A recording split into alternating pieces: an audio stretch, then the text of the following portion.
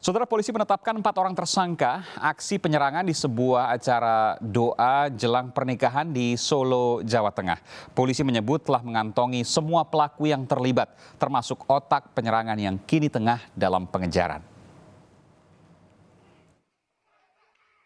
Aktor di balik aksi penyerangan di acara doa bersama menjelang pernikahan atau Midodareni di Solo, Jawa Tengah Sabtu lalu yang terekam dalam video amatir ini tengah diburu polisi.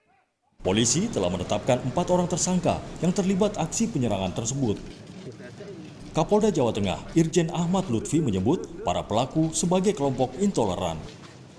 Polda Jawa Tengah dibantu Bareskrim Polri kini tengah memburu aktor intelektual di balik penyerangan tersebut.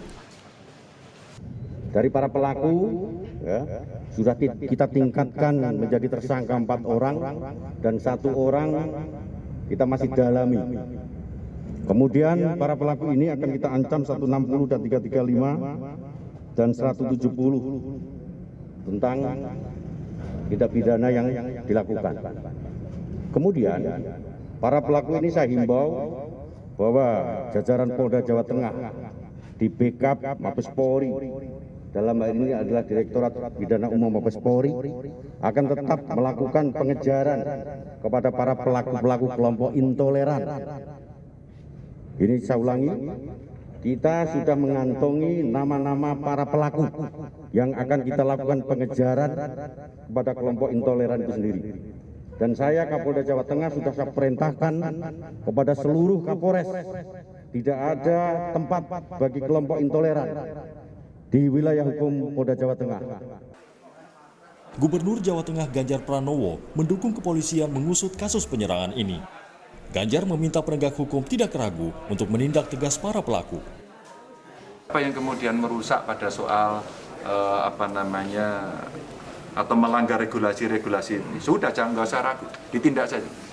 Kita butuh baik kok negeri ini, kita butuh baik. Maka pembinaan kita lakukan, tapi ketika kemudian kesepakatannya dulu mereka baik-baik mau melakukan dan seterusnya, tapi faktanya tidak, ya sudah ditindak saja si pelakunya. Nggak usah ragu-ragu soal itu. Ya? Sekelompok orang tiba-tiba datang dan berusaha membubarkan acara doa jelang pernikahan yang digelar warga Kecamatan Pasar Kliwon, Solo. Lewat video amatir yang diambil oleh warga sekitar, massa terlihat menyerang peserta doa bersama hingga sejumlah orang terluka dan terpaksa dilarikan ke rumah sakit. Tim Liputan, Kompas TV. Saudara, bagaimana kejadian penyerangan ini, lalu sejauh mana kepolisian menangani kasus ini? Kita bahas bersama Gubernur Jawa Tengah Ganjar Pranowo. Selamat malam Pak Gubernur dengan Aiman, Kompas TV. Aiman. Iya, Pak Gubernur, dari hasil penyelidikan sementara ada motif yang kemudian terjadi penyerangan ini. Mungkin Pak Gubernur sudah mendapatkan laporan terkait ini? Iya, sejak kejadian saya mendapatkan laporan cukup lengkap dari Pak Kapolda. Kami komunikasi dengan Kapolres, saya komunikasi dan mendapatkan laporan yang cukup bagus karena pada saat kejadian tidak lebih dari 24 jam sudah ada beberapa yang diamankan. Setelah itu Pak Kapolda dengan cukup tegas memerintahkan untuk mengejar seperti tadi yang disampaikan, dan sudah ada 5. 4 diamankan, yang 1 masih didalami. Saya kira informasinya seperti yang disampaikan Pak Kapolda secara terbuka itu.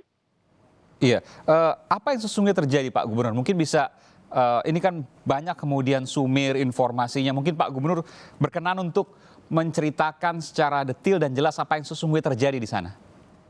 Sebenarnya di luar para penegak hukum, kita hampir semuanya melihat melalui media.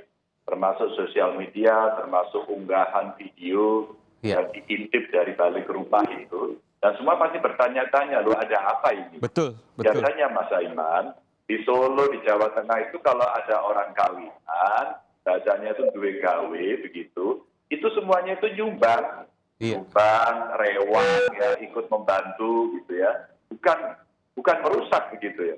Kecuali ada hubungan pribadi di antara mereka yang tidak.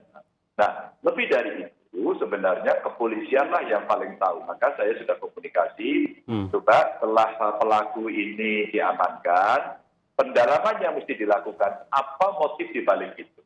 Apakah motifnya itu pribadi, apakah motifnya organisasi mungkin, atau mungkin motif-motif yang lain. Sehingga kita bisa mengerti apa persoalannya, agar tadi yang disampaikan oleh Pak Asma Putri, Pak Kapolda, nanti kita akan mengambil tindakan yang tegas dan kira-kira tepat sesuai dengan motif yang dilakukan. Baik, saya ingin konfirmasi langsung saja ke Pak Gubernur karena ini sudah beredar di media sosial. Tadi Pak Gubernur juga sudah menyatakan bahwa informasinya beredar. Dan saya ingin mengkonfirmasi karena ada kesumiran informasi. Betulkah ini terkait dengan adanya perbedaan antara keyakinan Sunni dan Syiah di sana? Semua berspekulasi karena kemudian dikembangkan oleh media. Kecuali hari ini si pelaku sudah berstatement di depan kamera, di depan media, terus kemudian dia mengatakan itu. Sebelumnya kita masih mengendus saja indikasi-indikasi. Karena warga ini juga menyampaikan, Mas, ke saya, udah Pak tangkap aja itu, gitu. Itu memang bikin kisruh gitu. Lalu saya dalam ini warga. Iya, iya. Kemudian saya dalam, bikin kisruhnya apa? Mereka suka mengganggu. Mereka itu siapa? Nah ternyata masyarakat begitu saya dalami begitu, ya nggak tahu Pak dari kelompok mana. Maka kan spekulasi.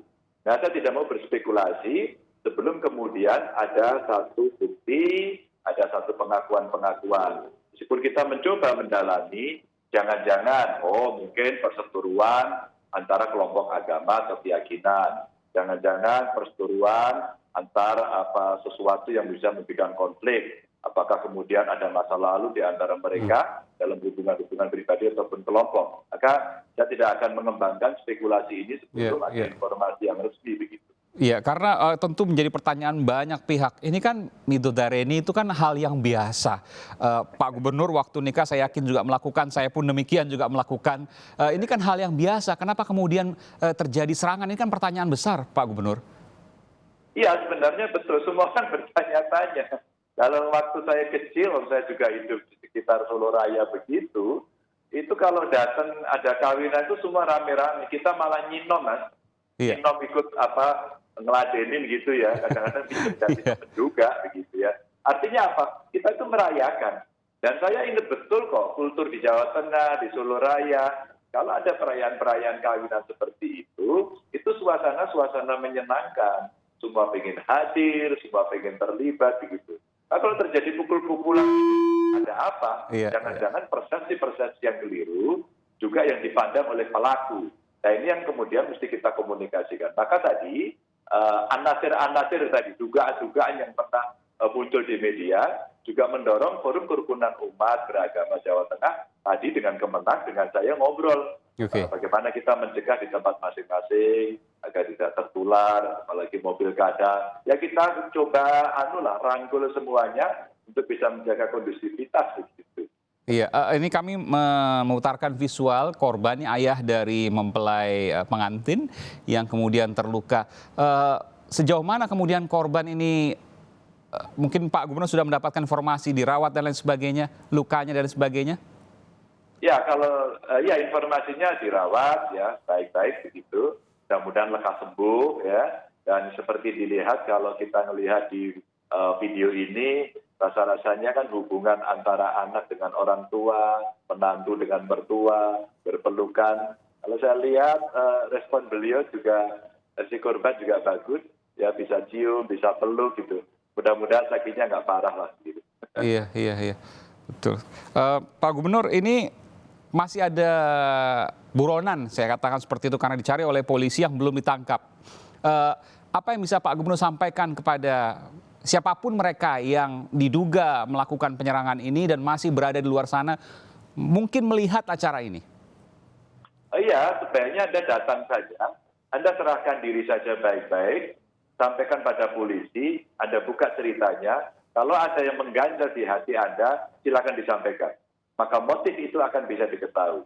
Saya dukung penuh kepolisian, kejar sampai dimanapun, tangkap, dan kemudian jangan sampai ini membuat masyarakat kemudian tambah resah. Karena kelakuan beberapa orang yang kita selalu berpikir setelah kejadian, semua mengambil dari angel dan persepsi masing-masing apa kejadiannya. Maka dengan cara itu, Mas Aiman, nantinya kelak kita akan bisa tahu, dari motif itu ada atau kemudian pergesekan antar kelompok-kelompok. Umpama anasir atau asumsi itu betul, maka kemudian kami dari pemerintah yang berkewajiban kemudian melakukan pembinaan. Baik, baik. Jadi sekali lagi saya konfirmasi, jadi permasalahan sesungguhnya masih sumir nih Pak Gubernur ya? Ya, sampai hari ini betul. Makanya kita harapkan nanti ketika sudah ada 4 yang diamankan, begitu ya, 1 masih didalami, yang lain masih dikejar sama polisi, yang nama-namanya sudah dikantongin oleh Pak Kapolda, mudah-mudahan dalam proses pemeriksaan segera bisa diketahui motif apa yang kemudian ada. Begitu motifnya ketahuan, maka sebenarnya intelijen juga sudah tahu kok dari kelompok mana, seperti ini, yang mesti dituju, adresnya sudah jelas begitu, sehingga lebih komprehensif nanti untuk menanganinya. Baik, terakhir Pak Gubernur, pesan apa yang saya sampaikan kepada seluruh warga Jawa Tengah terkait ini? Masyarakat jangan terprovokasi ya, kalau ada kondangan Anda nyumbang aja begitu. Biar kemudian kita dalam beragustus ria, sebentar lagi 17 Agustus, yuk kita rayakan dengan damai. Yang asik-asik aja, yang lucu-lucu, yang menyenangkan, yang membuat imunitas kita itu tinggi. Bukan kemudian rendah dan marah-marah, kemudian ngamuk, emosi, dan ada korban. Jangan terprovokasi. Asik-asik aja, aman dan juga sehat untuk warga Jawa Tengah. Terima kasih. Dan juga kita semua di Indonesia tentunya. Terima kasih Pak Gubernur Jawa Tengah, Pak Ganjar Pranowo atas informasi yang kemudian diberikan di Sapa Indonesia Malam. Salam untuk seluruh warga Jawa Tengah, salam untuk jajaran Bapak di Jawa Tengah. Terima kasih Pak Gubernur. Terima kasih. Waalaikumsalam warahmatullahi wabarakatuh. Waalaikumsalam warahmatullahi wabarakatuh.